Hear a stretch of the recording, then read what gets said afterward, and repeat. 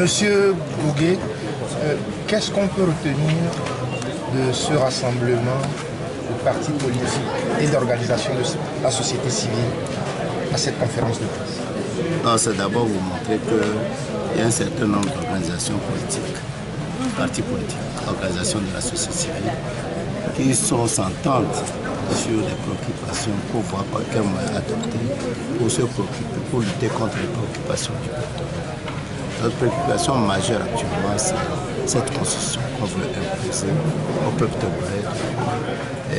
Mais 2024, nous avons lutté dans les années 90, en 90-91, pour arriver à un consensus, à adopter une constitution de la 4e République, que nous avons adopté toute la classe politique togolaise a adopté cette constitution et le peuple a confirmé lors du référendum à plus de 98%. Mais malheureusement, il y a eu un tuage. Dans quel objectif? Le seul objectif, c'était de permettre à quelqu'un de rester au pouvoir, ce qui n'est pas une bonne chose. Ensuite, il y a eu des manifestations qui ont permis de revenir sur la limitation. Entre-temps, j'avais sauté le verrou de la limitation des mandats en 2002, mais on a réussi à ramener cette limitation de mandat.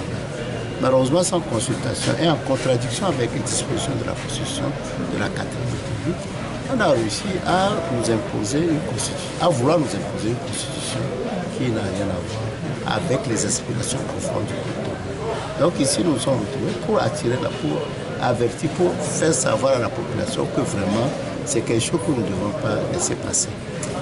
Je dis souvent, c'est comme quoi, à travers la gorge. Donc nous devons vraiment lutter contre cette imposture que l'on veut nous organiser.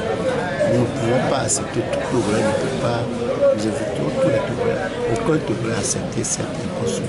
Et nous savons que les Togolais, que ce soit des partis d'opposition ou bien d'unir, n'approuvent pas, non pas seulement cette manière de procéder, même le contenu de cette révision constitutionnelle. Donc nous ne pouvons pas laisser les bras croisés. C'est pour ça que nous avons invité les personnes. Et qu'est-ce que vous comptez faire ou qu'est-ce que vous voulez qu'on fasse face à cette situation? La première chose que nous allons faire, nous l'avons dit, nous allons faire des efforts pour nous regrouper. Vous savez, il y a plusieurs initiatives qui sont prises, qui visent le même objectif. Donc la première chose, il faut arriver à faire savoir à la population que nous sommes tous engagés vers le même objectif. Le deuxième point, c'est que faire comprendre à toute la population. Vous voyez le problème des Togolais, on dit souvent qu'il y a beaucoup de manifestants, mais ce que nous ne savons pas, si vous avez fait attention à la déclaration, c'est que nous faisons appel aux différents corps. C'est rare que ça se fasse. Le fait que nous échouons, nous échouons, l'une des raisons, c'est que certains corps se pensent qu'ils vont rester chez eux et que les changements vont arriver. Quelqu'un a posé des questions sur l'armée. Ce n'est pas seulement l'armée. L'administration publique, qu'est-ce qu'elle fait? Vous voyez, est-ce que vous voyez lors de manifestations, les professeurs sortir en toge? Est-ce que vous voyez les médecins sortir en blouse? Est-ce que vous voyez les magistrats sortir en robe, etc., les avocats? Donc c'est eux. Lorsque nous allons, tout ce que vous allez faire, je vous demande, ce que nous allons faire également, c'est d'inviter tous ces corps de métier à sortir. Nous n'avons pas besoin de 100 000 manifestants. Le jour où vous verrez tous les corps de métier la sortir, même si nous sommes 10 000, ça aura un sens. C'est ça que je invite tous les Togolais à faire, à convaincre tout le monde, à laisser de côté.